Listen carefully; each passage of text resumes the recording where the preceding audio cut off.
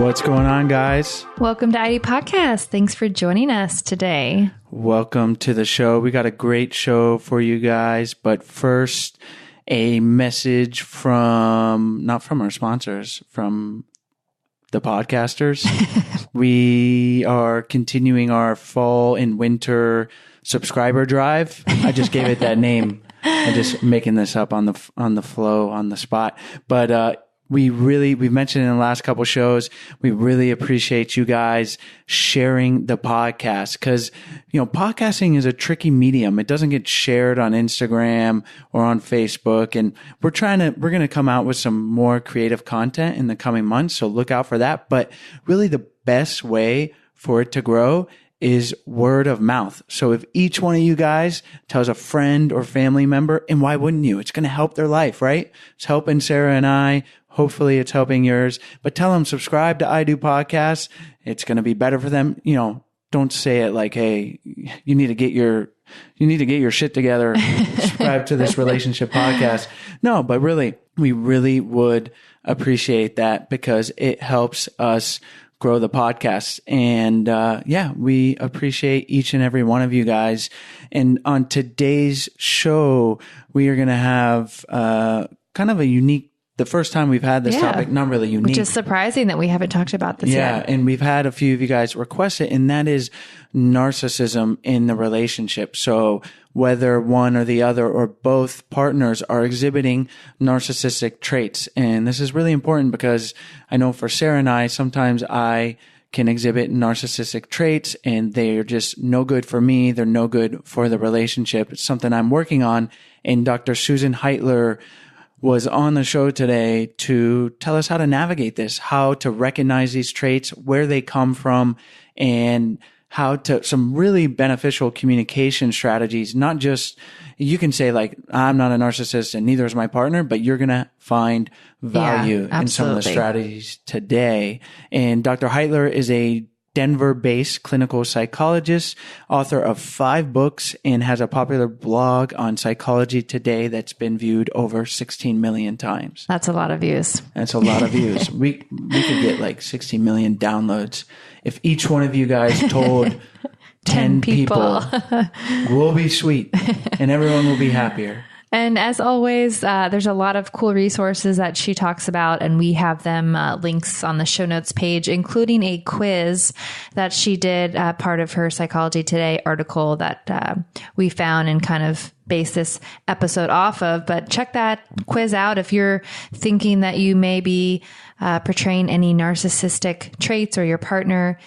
This may help explain things a little bit more for you. It's a quiz to determine the level of narcissistic traits that you exhibit. And just because you are not a narcissist, it is not a... We don't like labeling on this podcast. Yeah, it's not a label. And just, it's not productive.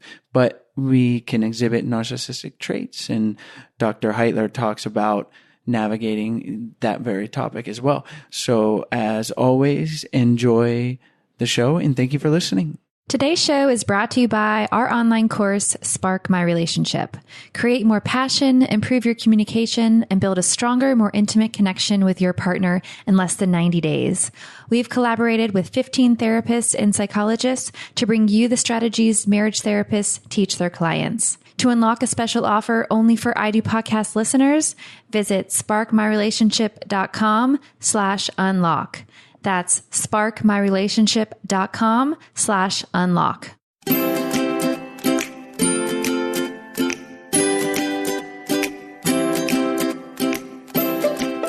Hi, Dr. Heitler. Thank you so much for joining us on the show today. My pleasure. Dr. Heitler, we've given our listeners a little overview of your professional history. We'd like to start with a question of why you enjoy helping people improve their relationships. Family is the bedrock of a happy life. First of all, it hopefully eliminates loneliness. Second, when two parents get along really well, they provide a secure environment for children to grow up.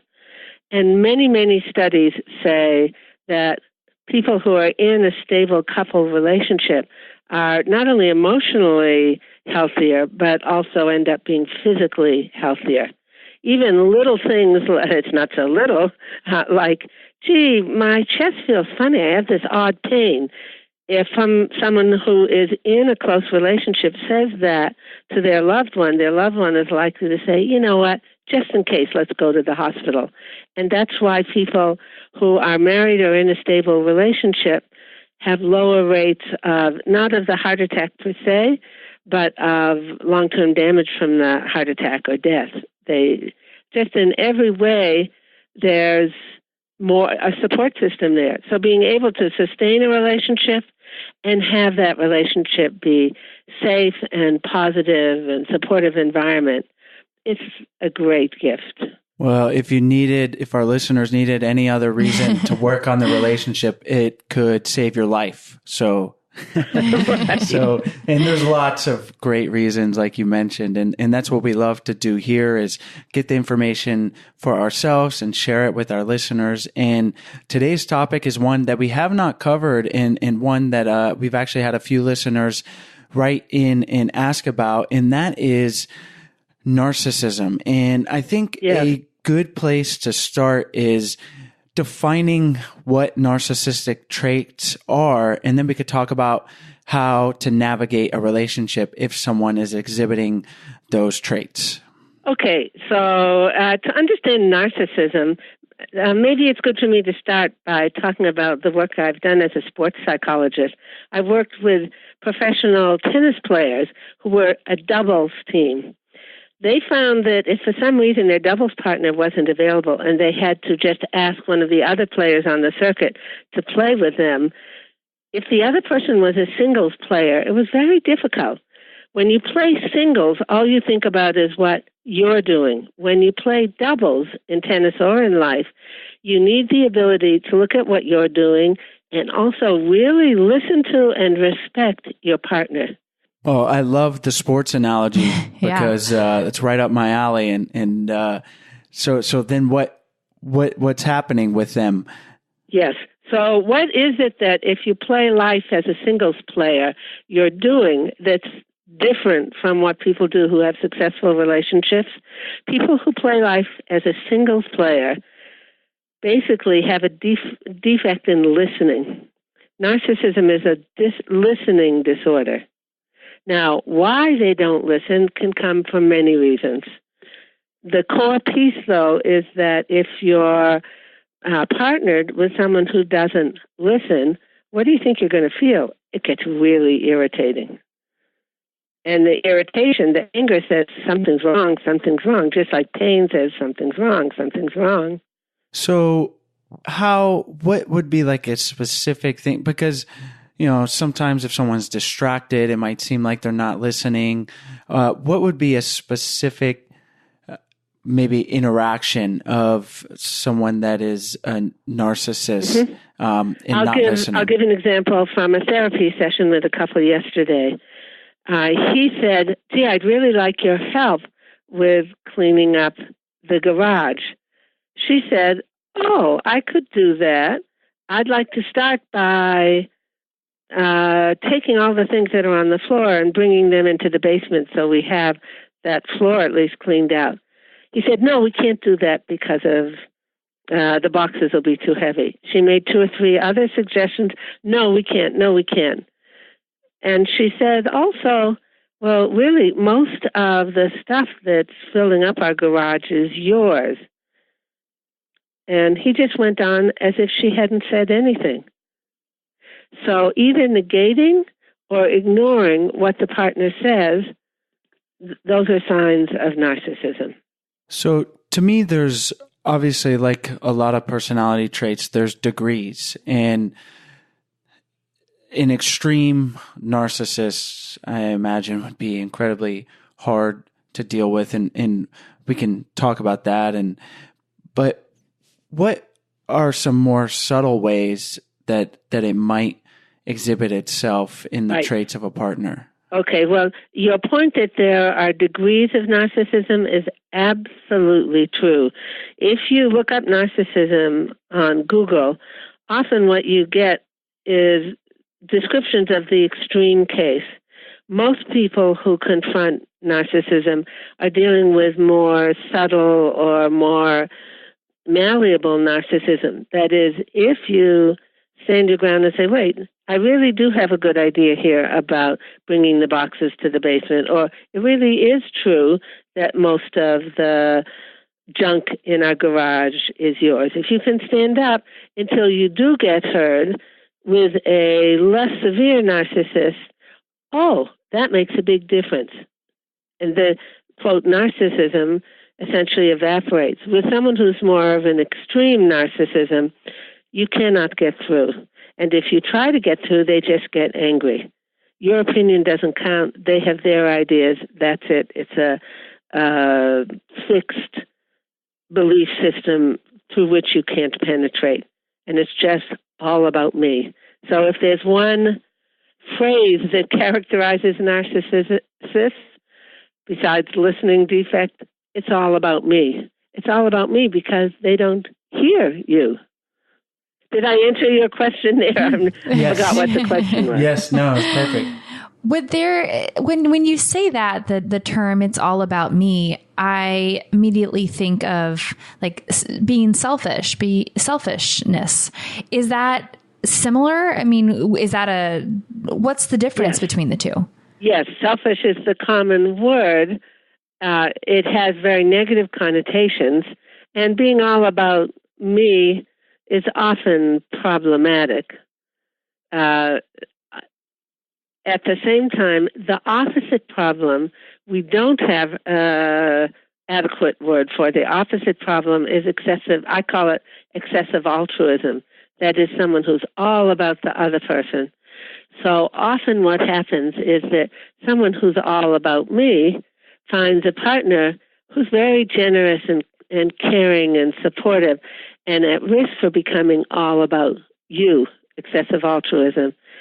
Once that happens, the relationship can be stable for quite a while until the all about you person says, wait, what about me? What about me? Or begins to get too depressed. So let's see, I forgot your question again. Tell me. Just about the difference of being selfish versus narcissistic. Right. So it's essentially the same thing, all about me. And what is selfishness? It's being very aware of what you yourself want and not paying attention that there's other people who also have needs. If you picture a group of kids where one of them is eating candies, the other kids say, wait, I want some too.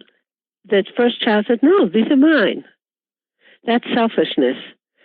The child is not aware that eating candy in front of other people is going to trigger their wanting some too. He just doesn't have that awareness of the other kids or that they have needs.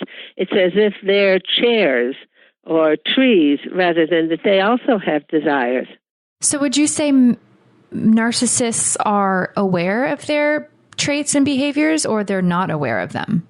Generally not aware. Then this is where the less severe narcissism and more severe narcissism come in, because the more healthy you are, the more eventually you can do what I call bilateral listening, two-sided listening. You can listen to yourself and listen to the other. So the possibility of listening to the other is there. It just doesn't happen spontaneously or routinely for someone who's narcissistic. When somebody's more severely narcissistic, there's no way to get through to them. Hey, what about me? What about me? Or you're hurting me, or I feel bad. Those aren't options with someone who's severely narcissistic. You just can't break through their all about me bubble. So I've read that narcissistic people, that they're unable to change. Is that right. True, or is I just received a comment in my email from a reader about that last night. That is an idea that's promoted in a lot of the writings on narcissism. It's true if you're referring to people with an actual narcissistic character disorder. That's the label we put on people who are on the severe end. I would say most people who are narcissistic, then, like you asked earlier, they're not aware that they're doing that. And once they become aware, they have a good heart. They really would prefer to be able also to hear. So I think that, oh no, they can't hear. It is true for the extreme. It is not true for the others. So a couple of questions. How common is that extreme end? And I tend to be someone that exhibits or tries to exhibit a growth mindset. It's just so hard to understand, and maybe we can dive into it, but how someone could have this personality disorder, and is there any way that they can change? All right. So if people are on the very severe end, first of all, the good news is that's a minority of people who are narcissistic.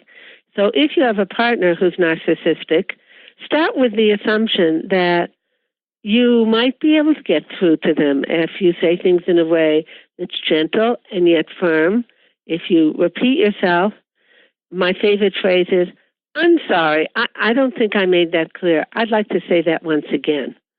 So you keep it on you, because narcissists tend to be, or people with narcissistic habits tend to be somewhat sensitive to criticism. So if you put it on yourself, I'm having trouble saying this in a way that gets through, then you're engaging the empathy. It's not true that narcissists have no empathy. Often they're very empathic. For instance, if they see someone who fell down on the street, they may be the first one to run over and help them. What we often hear labeled as unable to be empathic is really that they don't hear. And who do they especially not hear? The people close to them. So I want to just talk briefly about recognizing that you have narcissistic traits. Let's say you're not severe and you recognize it. Where can those originate from? Obviously in childhood. I think if we dissect that a little bit, it might help people be a little bit more introspective. How do we develop these narcissistic traits? Narcissistic traits? Yes, I think you're correct that these are patterns that often people learn from childhood. Interestingly, it's not necessarily from painful experiences in childhood, although that can be part of it. It's going to be a little bit of a complex answer because there's different sources. If somebody did have a painful experiences in childhood, then they tend to be more emotionally reactive. Anyone, once they get angry, get emotionally activated, their ears turn off, their frontal lobes that think turn off, and they just blurt out what's on their mind. So that's one form of non-listening, is because they get angry very quickly, then they can no longer listen. There's another form altogether that narcissism comes from. That's the flip side. For a child who was taller, metaphorically, than anybody else, could be they were physically taller, could be that they were smarter, they were better athletes. I call this, for adults, tall man syndrome. Celebrities, for instance, are at risk for tall man syndrome. If you are used to being treated as bigger than, more important than, more talented than, you can get an inflated idea of yourself vis-a-vis other people. Once you're really tall and big, either other people don't speak up because they're a little afraid of you, or you just don't hear. It's like you're on a big white steed riding your horse through life, and you sort of are aware sometimes that there's little people with little whispering voices down by your hoofs, but basically you're up there big and strong. So with tall man syndrome, you just don't hear other people unless they're people who are higher in some hierarchy than you. So tall people, when they shrink down a little because they're talking with the boss, can hear very well. And tall, I mean metaphorically tall. So those are two great examples that I think will be valuable for people to maybe, if they're trying to be introspective and think back to their childhood. Now, I've done some reading on narcissism as well, and have come across some significant impacts of being raised by a narcissistic parent, one or both. What kind of impact does that have? Well, you're absolutely right. If you were raised in a family where they speak French, what language are you going to speak? You speak French. So we learn not only the vocabulary and the syntax of a language in terms of words, but we learn whole ways of being in the world from what we see our parents doing. So anyone who had a narcissistic parent, or worse, two narcissistic parents, learns that in a dialogue, it's all about talking, not about listening. And that's not a great place to... Not productive in a relationship. Well, it's a great place if you want to be alone. Right. Yeah. Or not enter into partnerships. And it works out okay if you have so much money or status or celebrity that you can get away with it and people are just so thrilled to be close to you. It doesn't make for good relationships. So what's the first step our listeners can take to initiate these conversations with their partner, whether they're the narcissist or their partner is, to kind of help create some solutions to help each other grow, to prevent these, potential issues from happening in the relationship? The first step is awareness. Awareness, when person A, let's call it Jack and Jill, when Jack says, gee, I'm hungry, I'd like to eat now, does Jill pick up on that and say some form of yes? Oh, yeah, I can hear in your voice you've got that little edge that you get when you're getting way too hungry, or something that uses the data that comes along? Or does Jill say, I'm busy now? So look for the patterns of uptake. How much is their uptake really using the data the other person has given, and how much is their negation? Now, the key word to listen for, it's a 3-letter word that erases whatever the other person said. You want to guess what it is? You probably know. 3-letter word. Yes. Yes, is a 3-letter word that indicates odds are good. We're on the same team. I'm getting through. Yes, I see, Jack, you are hungry. So that's the good news response. And by contrast, but can't you see that I'm working? Did you hear the 3-letter word? But. So, but is like the delete, the backspace delete key on your computer. It erases whatever just came. So the listening defect is one where, yes, you hear that there's some words coming at you and you just erase them. And then one strategy might be to say yes, but. So to halfway to notice yes, but, because if you're saying yes, but, the but, first of all, erases the yes, and then it backs up and erases the whole sentence that came before, or thought that came before. So a good place for a couple to do, for starters, is have a conversation and keep track, with those little lines, 1, 2, 3, 4 lines, and then one across. Keep counting the number of times either of you say but. Each of those buts indicates narcissistic listening, which is non-listening. It's erasing the other person's input. And I definitely have noticed I have a tendency to say yes, but, and been doing some introspection and one of the things, and definitely, I took your quiz on determining your level of narcissism, and I was on the one from psychologytoday.com. Yes. And we'll link to that in the show notes. But I was below a 10, very pretty low. But I still know that I exhibit narcissistic traits, and just a thought on that. And tell me if this is narcissism speaking, but there's my butt. Did you hear the two? But there were two butts in that sentence. You bite yourself as well as biting other people. Yeah. Well, I want to ask you, is it, I lost my train of thought.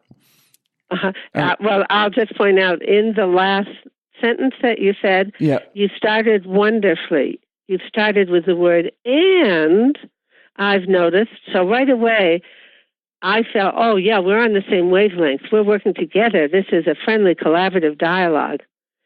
And then you said, I can't remember the content, it was followed by the word but. Oh, yes, you said, I actually scored fairly low on your quiz. That's very important data that you then inadvertently erased with but. But I think I'm narcissist. As opposed to I scored very low on your quiz, and at the same time, oh, now we're keeping that data and adding. And at the same time, I do feel that I sometimes something, and I didn't get the rest of it. Can you hear the difference between and but? Yes. And I love it. Yes. And I remembered what I was going to say is I was wondering if it is narcissistic to say in that it's more productive to a conversation, whether it's between Sarah and I or someone listening, that they are not a narcissist, but exhibit narcissistic traits. Yes, or habits. Okay. Absolutely. Yeah. Chase, this is such an important distinction. Narcissism, for the most part, is not like eye color. It's not like height. It's not a fixed characteristic. It's a habit pattern, a habit of how you respond when other people say something. So if you habitually erase what they say, or if you habitually assume what you have to say and your viewpoints are right and others are wrong, that's a narcissistic way of connecting. And I think it's, as someone that exhibits narcissistic traits, more productive for me if Sarah, if we're talking about it, that she is, and she hasn't done this, but just in us talking about it, I can almost feel like the fire of the label of you're a narcissist, because it is so loaded and so negative. And like you said, it's not who they, it's a habit and not a trait. Right. And I think that's really key, just as someone that exhibits the traits sometimes, that a partner does not go and be accusatory and say, you're being such a narcissist. And yeah. Absolutely. Absolutely. The partner's response has a huge impact on whether the difficulty listening and hearing is going to continue or not. If the partner responds with complaints and criticisms, it's going to engender argument, an adversarial discussion, and the message isn't going to get through, or at least is not very likely. If, by contrast, the partner uses that eye technique, I'm having trouble getting through what I'm trying to say. I'd like to try that again. How would you respond? Probably you'd be more positive to it, right? Accepting of... Yeah, exactly. Yeah. Right. So I want to ask you, if a couple's having a discussion and they make a point, they talk about their feelings, how can, let's say it's Sarah and I, how can I say, but I disagree with her sentiment, not with her, okay. I'm going to validate. Pause just a minute. I love the way you said that, Chase. But I disagree. So the but right away said, whoops, what she said got erased. And you said, I disagree. That sets you up as adversarial. Yeah. What do you think would happen if you said, yes, now that you mention that, I can see that. And you in some way really digest out loud what she said. And then the magic word, and, or the more intensified version of the magic word, and at the same time, and then you add. So you agree and add instead of delete and replace. I love this. Okay, so I'm going to say, Sarah's going to say something, and let's say I don't agree with it. And then I can respond, yes, and validate her feelings, and then say, and then at the same time, but then So I say that, but then Yes. how do I disagree? But first, I want to play a song that I had written for Chase. I saw you saunter by and my mission was clear. I just had to meet that sexy surfer man. Then I thought you might be running with a big bad bunch when I saw your brother reeling from a soccer punch. But I'm pleased to say you're no meaner than a lamb. It wasn't long before I knew I'd be climbing the mountains and crossing oceans with you. We'd be chasing the waves.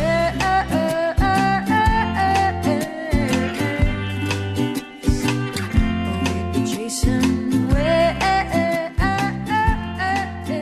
That is such a cool song, even though it's like the 30th time I've heard it. It is Never really, gets old. Yeah, well, it could get old if we played it on repeat.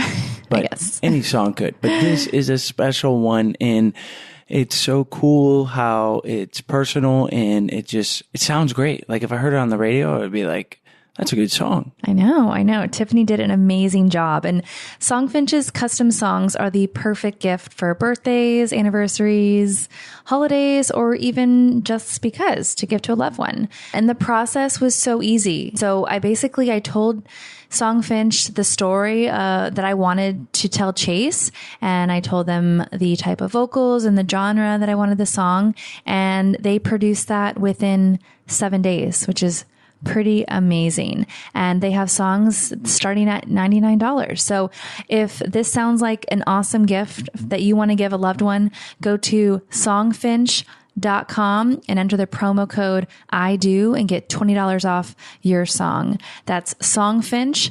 SONGFINCH.com, and enter the promo code I do to get $20 off your song. Today's episode is also brought to you by Warby Parker. Buying glasses can be expensive, annoying, and overwhelming. We know this. But Warby Parker has the answer. They are doing it right. By cutting out the middlemen and selling directly to customers online and in their stores, Warby Parker is able to provide high quality, great looking eyewear at a fraction of the price that we've all come to expect. Their prescription glasses start at $95. This includes frames, lenses, and coatings. The people behind Warby Parker feel that glasses should not cost more than your phone. You might be thinking, how can you possibly buy eyeglasses online? I was wondering how they did that, but Sarah showed me how. They first will send you a completely free home try-on program where you can order 5 pairs of glasses online, have them shipped directly to your home or office. Then you have 5 days to try them on, so that's 1 day per frame if you like, and show them to friends, family, or your husband to get the honest opinion, or wife, on what they think looks best or what you think looks best. Who cares what they think? It's 100% free and really easy. Yeah, like Chase mentioned, I ordered my free try at home pack and I loved all 5 pairs. So I guess that's a problem to have when you love all 5 of them. But I gave you my honest opinion on the one that was best. That is and true. That's what you went with. Yep, that is true.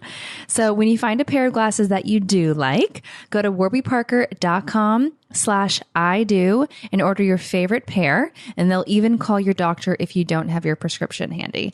So that is super helpful. So go to Warby, that's WARBY, Parker.com/I do to get started with a free home try on. That's warbyparker.com/I do to find your perfect pair of glasses today. All right. You instead of disagreeing, you add. So I'll give an example of people having a political conversation now. Let's call them a Democrat and a Republican. So the Democrat says, that Trump, he's so, let's use the word we're talking about now, narcissistic. So the Republican needs to begin by agreeing, Yes, he does talk about himself a lot and praise himself a lot. And that's one of the signs of people who tend toward narcissism. And at the same time, I've read that people who have real personality problems sometimes also turn out to be excellent presidents. For example, Thomas Jefferson was extremely on the border between narcissistic and the autistic spectrum, Asperger's. He was so uncomfortable with people and self-absorbed. And he wrote the Declaration of Independence. And it was so beautiful. And it turns out, you know why he wrote it out? He didn't want to go to the meeting where everybody was going to get together to discuss what to write. So he just wrote it out. So that's an example of sometimes, and maybe it's true with Trump, his being so certain that he's right, that's another narcissistic trait, actually enables him to make some hard decisions that most people wouldn't be able to make, to do things differently. So that's an example of, yes, he is da-da-da-da, and here's some additional viewpoint. I love it. And it's a bit of mental gymnastics because it doesn't come natural for a lot of, or at least for me, and I think a lot of people, and it's such a valuable valuable and constructive way to have a conversation. But that's why I asked you, I love that you clarified and gave us this example, and I've got notes here and I wrote it all down because I know and what? Because I know that it's going to be something I need to practice is the point. And this is so insightful, Chase. Yeah. Verbal habits become very ingrained. So changing but to and, sounds like nothing. Oh, not so. It's like changing your whole posture and the way you walk. It's all under automatic pilot most of the time. So unless you're consciously thinking about it, those buts are going to keep slipping out. It's so true. And amazing, like the way our psyche works. And I love this episode. And we've had past ones where seemingly simple conversation habits are so counterproductive to a positive relationship. And absolutely, the solution, like you've given us, are seemingly so simple on paper, but our brain and our habits don't work that way. And it's great to have the information and the knowledge, and I think it's important to understand it, but then also to realize that it takes work, and it's not just by. So in this regard, I go back to sports psychology. If you want to change a habit, it helps to do exercises, drills, to help you change it. So, for instance, if you and Sarah, or any two people who are partners of any form, sit down one day and consciously have an and conversation. If you take a touchy topic, that's why I chose politics, because people especially have a hard time with that. You'll feel the draw to say, but. And each time, take a breath, step back, and, or rather, yes, then fill in the blank with something you can agree with in what they said, and then add, and here's an additional perspective. So in addition to doing this particular exercise that you taught us, and I'm really looking forward to adding it into our relationship exercises, what would you recommend to a couple who one person is displaying narcissistic traits, and let's say, like you said, generally they can be a little bit more sensitive, and so they're expressing how they want to be talked to or how they want their feelings to be validated. But the person who is not narcissistic in this situation, how do they validate their feelings without feeling like their feelings aren't being met because they're constantly having to validate their sensitive partner's feelings? Right. Well, it helps very much when two people at the same time are learning a new skill set. If one person in a partnership is learning collaborative dialogue, yes, da-da-da-da-da-da, and da-da-da-da, and the other person doesn't know it, it's going to be lopsided and there's going to be bad feelings, and the person who does know it is going to have a dual role of being a partner and a teacher. All of that is difficult. It's much better off if two people simultaneously get the, oh, aha. Like right now, when I'm talking with the two of you, you're both getting this information at the same time. That means that you can both chuckle when either of you comes out with a but. Or you can both chuckle when either of you just goes on ignoring what the other person said before. It's a whole different ballgame. So get books. I have a website for people who don't like reading. It's just a fun way of learning these skills. Powerof2marriage.com is what that's called. So that would be my advice generally. And if you're not learning together from books, website, whatever, the second option is to get a third party, like a therapist, to work with the two of you at the same time. Now, I will add, unfortunately, in a couple where one person has been narcissistic, the tendency is to say, you have to go to therapy, or I'm not going to go to therapy, you go. When just one person in a couple goes to get third-party help from a therapist, that destabilizes the relationship rather than fixing it.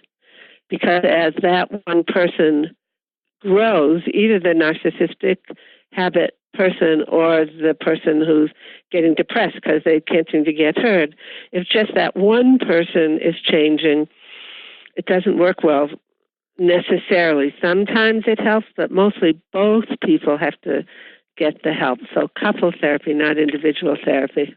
Well, Dr. Heitler, you've given Sarah and I, and hopefully our listeners, a lot of great stuff today. And before we wrap up, I just want to ask or make a point about your last answer of saying that what I took away was that both partners, if they're both working on it and both Right. acknowledging, like, I have work to do, that they both have work to do, even though, Right. like Sarah's example is like her having to validate, and it's like not her quote problem, but as long as the person that's asking to be validated also recognizes that they have stuff to work on, then that's a positive situation, right? Absolutely, because they have to work on becoming more confident when they speak up and having higher expectations. And of course, what I say is going to count. Because if they're saying things still in the old way, expecting to be dismissed, the change isn't going to stick from the other person. They both need to make changes.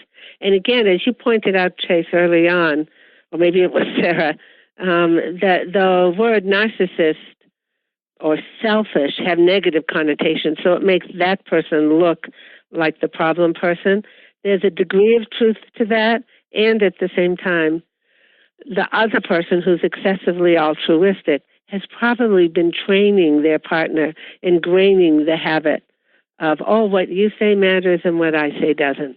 Those are important points to think about, as with everything we've talked about in today's show. And like I said, you've given us some great stuff. We appreciate you so much for coming on, Dr. Heitler. Why don't we finish by having you tell our listeners where they can find you online, and then we'll say goodbye.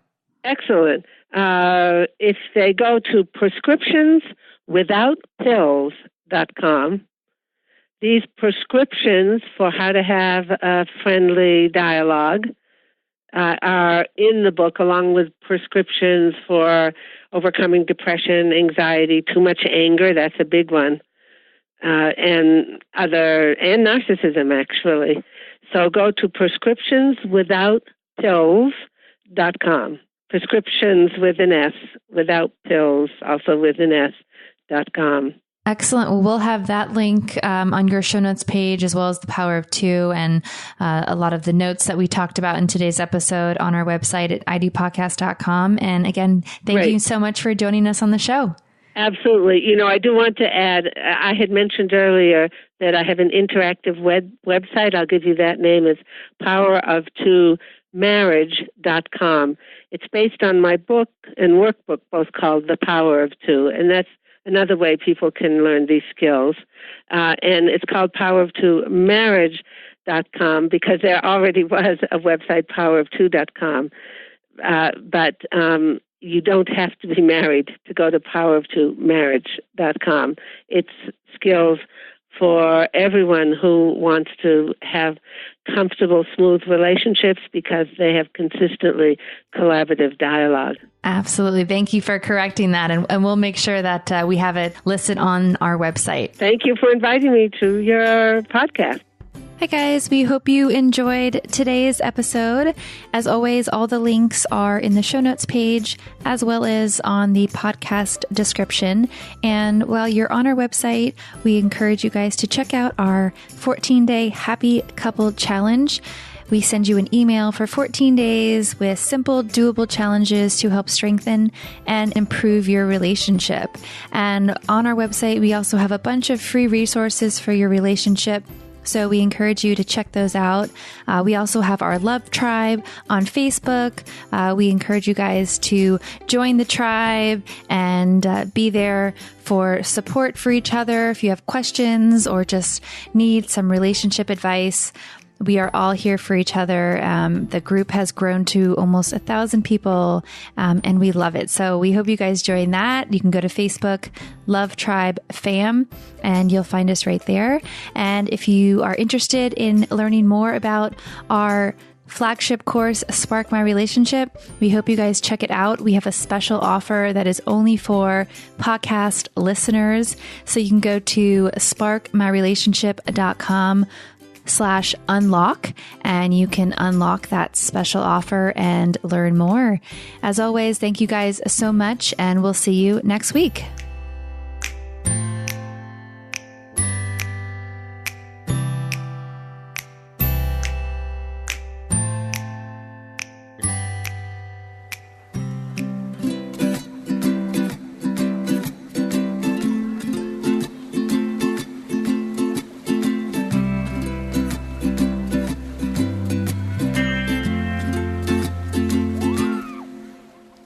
The last night of the year, I saw you saunter by and my mission was clear. I just had to meet that sexy surfer man. Then I thought you might be running with a big bad bunch when I saw your brother reeling from a soccer punch. But I'm pleased to say you're no meaner than a lamb.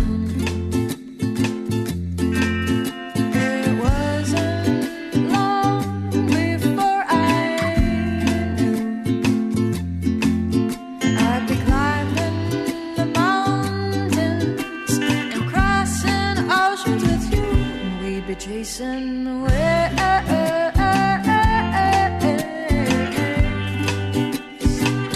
we'd be chasing the waves.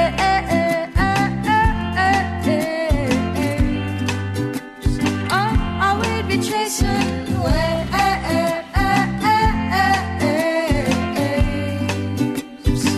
Oh, we'd be chasing the waves.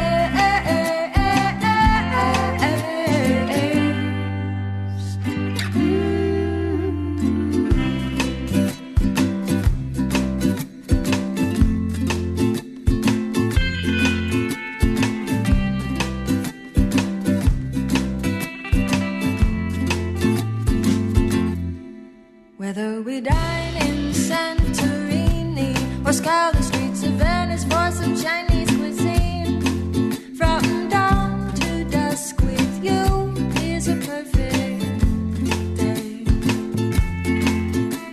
And just when I thought I couldn't be more lucky, we made our own perfect little water monkey. Oh, I can't imagine life any other way.